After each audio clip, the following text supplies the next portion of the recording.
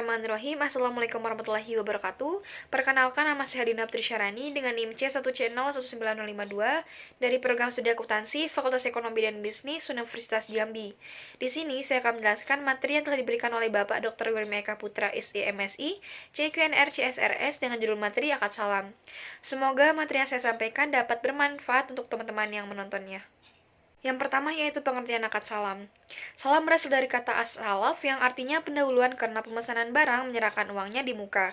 Para ahli fikih menemaninya al-mahawij atau barang-barang mendesak karena transaksi ini sejenis jual beli yang dilakukan dalam waktu mendesak walaupun barang yang diperjualbelikan tidak ada di tempat. Jika dilihat dari sisi pembeli, disebutkan mendesak karena ia sangat membutuhkan barang tersebut di kemudian hari. Sementara dari sisi penjual, ia sangat membutuhkan uang tersebut. Salam dapat didefinisikan sebagai transaksi atau akad jual beli di mana barang yang diperjualbelikan belum ada ketika transaksi dilakukan. Dan barang yang diperjualbelikan belum ada pembayaran di muka, sedangkan penyerahan barang baru dilakukan di kemudian hari.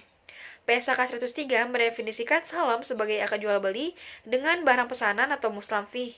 Dengan pengiriman di kemudian hari oleh penjual atau muslam ilahi, pelunasannya dilakukan oleh pembeli atau al-muslam pada saat akad disepakati sesuai dengan syarat-syarat tertentu. Untuk menghindari risiko yang merugikan, pembeli diperbolehkan meminta jaminan dari penjual. Selanjutnya jenis akad salam, yang mana ada salam yaitu transaksi jual beli di mana barang yang diperjualbelikan belum ada ketika transaksi dilakukan. Pembeli melakukan pembayaran di muka, sedangkan penyerahan barang baru dilakukan di kemudian hari. Di sini ada contoh gambar yang mana ada skema dari salam. Yang kedua ada salam paralel yang artinya melaksanakan dua transaksi salam, yaitu antara pemesan atau pembeli dan penjual, serta antara penjual dengan pemasok atau supplier atau pihak ketiga lainnya. Dan di sini ada gambar dari skema salam paralel. Selanjutnya dasar syariah, yang mana sumber hukum akad salam yaitu ada dua, yaitu dari Al-Quran dan Hadis. Rukun dan ketentuan akad salam, rukun salam ada tiga, yaitu pertama adalah pelaku yang terdiri atas penjual atau muslam ilahi dan pembeli atau al-muslam. Yang kedua objek akad berupa barang yang akan diserahkan atau muslam fih dan modali salam atau rasu mali salam. Yang ketiga yaitu ijab qabul atau serat terima. Selanjutnya ada ketentuan syariah akad salam antara lain sebagai berikut. Yang pertama pelaku adalah cakap hukum dan balik, yang kedua objek akad, dan yang ketiga ijab kabul. Ijab kabul adalah pernyataan dan ekspresi saling ridha atau rela di antara pihak-pihak pelaku akad yang dilakukan secara verbal, tertulis melalui korespondensi atau menggunakan cara-cara komunikasi yang modern. Selanjutnya ada berakhirnya akad salam. Dari penjelasan di atas, hal-hal yang dapat membatalkan kontrak adalah yang pertama, barang yang dipesan tidak ada pada waktu yang ditentukan. Yang kedua, barang yang dikirim kualitasnya lebih rendah dan pembeli memilih untuk menolak atau membatalkan akad. Yang ketiga, barang yang dikirim kualitasnya tidak sesuai akad tetapi pembeli menerimanya. Dan yang keempat adalah barang diterima. Apabila barang yang dikirim tidak sesuai kualitasnya dan pembeli memilih untuk membatalkan akad, maka pembeli berhak atas pengembalian modal salam yang sudah diserahkannya. Selanjutnya ada perlakuan akuntansi atau PSAK 103 revisi 2016.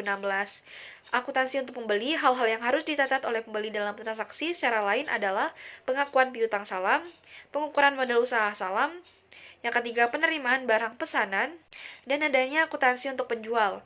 Yang pertama pengakuan kewajiban salam, yang kedua pengukuran kewajiban salam, yang ketiga kewajiban salam dihentikan pengakuannya atau direconnection pada saat penyerahan barang kepada pembeli.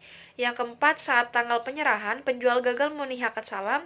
Dan terakhir, jika penjual melakukan transaksi salam paralel, selisih antara jumlah yang dibayar oleh pembeli akhir dan biaya perolehan barang pesanan diakui sebagai keuntungan ataupun kerugian pada saat penyerahan barang pesanan oleh penjual ke pembeli. Selanjutnya, pada akhir periode pelaporan keuangan, selanjutnya pada penyajian, adanya pengungkapan, yang mana dalam pengungkapan ini piutang salam kepada produsen atau dalam salam paralel memiliki hubungan istimewa. Yang kedua jenis dan kuantitas barang pesanan, dan yang terakhir pengungkapan lain sesuai dengan PSAK 101 tentang penyajian laporan keuangan syariah. Oke, baiklah, di sini ada contoh ilustrasi kasus akad salam, yang mana implementasi di kehidupan sehari-hari. Sebagaimana yang telah dijelaskan sebelumnya bahwa akad salam sering kamu temui dalam sistem pre-order. Secara sederhana, sistem pre-order adalah sebuah sistem pemesanan yang mana barang yang dijual belum tersedia stoknya atau bahasa gaulnya belum ready stock. Biasanya ada durasi waktu pemesanan. Misalnya, si Rosnita menjual sebuah kaos dakwa dengan desain yang bagus, bertuliskan "Yuk pakai vintage syariah". Pre-order kaos tersebut Rosnita buka dari mulai tanggal 1 Agustus sampai 31 Agustus 2019. Pada saat Rosnita menjual kaos tersebut, ia menyebutkan waktu pengiriman kaos yang sudah dibuat. Setelah tanggal 31 Agustus 2019, Rosnita butuh waktu untuk membuat kaos tersebut selama 1 bulan. Artinya, Rosnita akan mengirim kaos yang dipesan pada tanggal 1 Oktober 2019. Oke, baiklah, mungkin itu saja materi yang dapat saya sampaikan. Mohon maaf jika ada kata-kata ataupun penyampaian saya yang kurang. Saya akhiri, wassalamualaikum warahmatullahi wabarakatuh.